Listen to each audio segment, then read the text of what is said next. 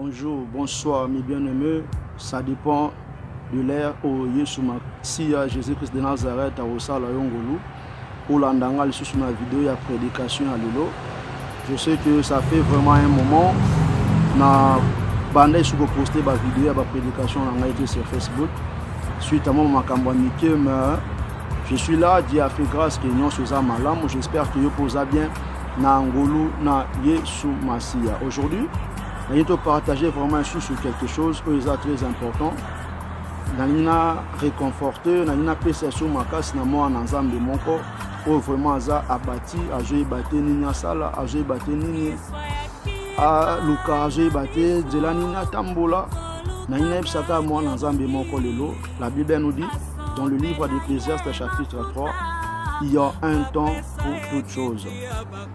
Nalina psaka moi en ensemble de mon corps. Na se na moyo tozali na mokili tozali zamba zolo bana biso il y a un temps pour toutes choses. Yo mtozo mona ndeye mokili sukeli yo mtozo mona comme si nyonso osala les marché te ozo mona comme si nzambi atiki yo laisse-moi te dire nzamba atiki yo te nzamba zana yo et puis nzamba yebi. C'est juste que bien aimé, il faut faire confiance en Dieu parce qu'il y a un temps que Dieu a préparé aussi pour te bénir. Il y a un temps que Dieu a préparé aussi pour te faire du bien. Bien, mais que ça soit aux autres traverser les lots, que ça soit période, que ça soit passé aux autres monde les lots, laisse-moi te dire, bien aimé, n'abandonne pas Jésus. Kotika Yesu teza toujours na confiance dans Zambé. Parce que Zambo tondimé là, la Bible déclare, il est fidèle à ses promesses. Il connaît des projets qu'il a formés sur toi, des projets de paix et de bonheur et non des projets de malheur. Bien aimé, que ça soit désert aux autres traverser le lot, laisse-moi te dire, si tu fais confiance en Dieu, il est capable de transformer ton désert à la bénédiction. Amen, amen. Laisse-moi te dire, le désert pour nous, les enfants de Dieu, bien aimé, Ezarapo et Bomabisote. Désert pour Nabisoba en Zambé, Zamba Mimarabiso. Pour nous faire rappeler des choses, pour nous faire rappeler ses promesses, pour nous faire voir comment il est grand. Bien aimé, ceux qui Nzambi a longi ça qu'on a les kambumoko songolo, si quand on a face à problème ou commis le lot, bien aimé n'abandonne pas Dieu, il est toujours capable de le faire encore. Le problème est que bisoba en Nzambi est belé, bien aimé tant makambe comme la bisoto bossa na o Nzambi a sali. Non c'est pela na nzembo monde comme ngazo yemba. Yesu zwa kingana zéro okomisinga awa pona o etikali nebi okosala nebi toza fidèle. Mais pourquoi? Parce que Nzambe o alongisa ko na bitumba alobi aza capable pa ko longisa na bitumba alelo. Mais biso ba na Nzambe belé toza ko abandonner Nzambe tango makambo zoko mela biso. Mais aujourd'hui je suis venu juste à te réconforter encore. Prends encore courage. Fais confiance à Dieu. Il est capable de toi. Il nous déclare c'est lui qui fait tout. Bien, mais et l'eau comme mon côté les Kinzam de Mamakas. Nous sommes au monde lelo. Nous sommes au comme lelo. Bien, il suffit juste que je sois le baka, il le bamon qu'on nous soit ici. Bien aimé, Pierre, la Bible déclare, il a cherché à pécher pendant toute la nuit. Mais Pierre a joué qui est l'autre côté. Mais lorsque Jésus avait prononcé seulement un mot, comme la Bible déclare, il leur donne et la chose arrive. Il parle et la chose s'accomplisse. Bien-aimé et confiance à Dieu, il est capable de tout. Il est capable de transformer tes montagnes. Il est capable de transformer ta vie. Mais les problèmes, il y a des choses dans l'ensemble de délai. Quand les problèmes arrivent, nous sommes posés la monnaie dans l'ensemble, nous sommes la solution ailleurs. Si quand on a dit ça, il y a des bandes solutions. Si quand on a dit sort, il y a des bateaux qui ne pas Satan. Comme on a sort, on a bango, on a souk, on a bango des arabes. Non, pour nous montrer que en dehors, il y a un Zambi, bien aimé bénédiction à Malunga Isate. Yesu nde mo pamboli, Yesu nde mo tomboli. Bien aimé et encore confiance à Dieu. Et bien là-bas, dans Zambi, dessus. Quand les problèmes arrivent, surtout que nous avons une solution ailleurs. C'est pour cela qu'il y a une déception. Si on a une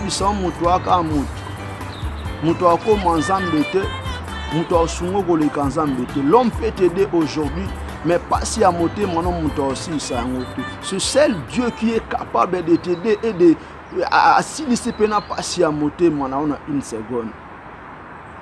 Mais le problème est que tout le monde a confiance dans Zambé. Bien aimé, en Zambé, mais la raté. Ce qui va permettre les pamboli na ye et roumela pour na bomo na yo. Peut-être un Zambé azolinga a planir a longola na ba obstacle. Parce que Zambé azara na sengote pesa mwana li pamboli lo li pamboli en lobiede. Et sengona Zambé zalaka tanga pesi mwana li pamboli amona yo roumela na li pamboli wana. Dieu est bon, il y a d'autres choses toti ka Zambé pour tozanga komona senga de fois l'esprit de Dieu a fongola omnish.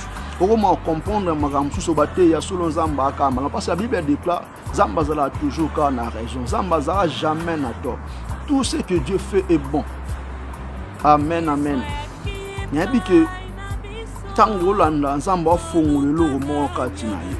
Il y a un temps pour toutes choses. De la même manière que passion et coma, de la même manière que maladie ou ne côté dans zoto, c'est de la même manière que guérison et goya kana même zoto wana.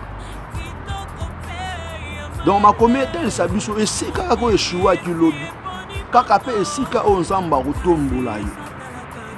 Mais le problème est qu'il y a aussi confiance dans Zambé.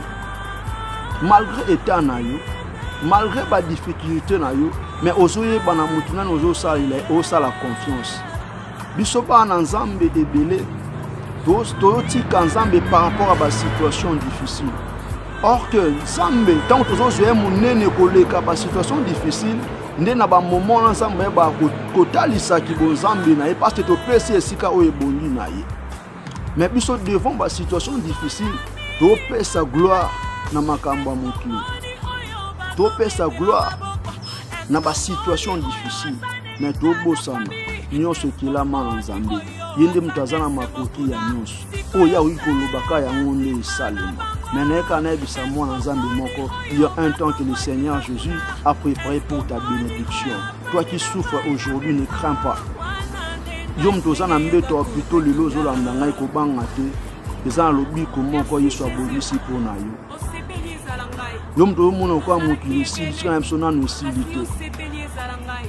Na no silité. Na réserve ensemble eza encore na biloko ebele. Na réserve ensemble ezana na lipamboli na yo. Na réserve ensemble ezana on esengo oya yo nzamba bondisi. Crois seulement à ce Dieu. Crois seulement qu'il y a un temps aussi pour toi. Ce que mon inde comment qu'on a situation oyo zana nzamba saleli, crois aussi qu'il y a un temps aussi le Seigneur a préparé pour te bénir. Les problèmes ezaka qui ça sur confiance dans Zambé. Les problèmes ezaka qui tozoni c'est sur elika na biso epai na nkolo. Parce que la Bible est sans la foi, nous tout le monde aussi sans Zambé. Quand on dit bien aimé, on dit makambo na monité, mais on croit. C'est ça la foi, c'est qui est folie pour les païens. Et là on a monité, mais on dit que Zamba au sala. Bien aimé, Dieu est capable de tout.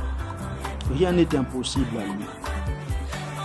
Rien n'est impossible à Dieu. Il est capable de tout ça, capable de transformer nos choses et ils a passé dans la vie. Mais les problèmes, c'est que nous avons ça la confiance. Il est que nous bien aimé, situation difficile est aveuglée. Situation difficile est longue la présence dans Zambé. Situation difficile est beau ça en Zambé. Les mêmes si à to beau en Zambé, tant aux Zambé situation difficile. Mais il changer pour bon Zambé na. Donc tout ça toujours qu'à obligé aux anama colonial.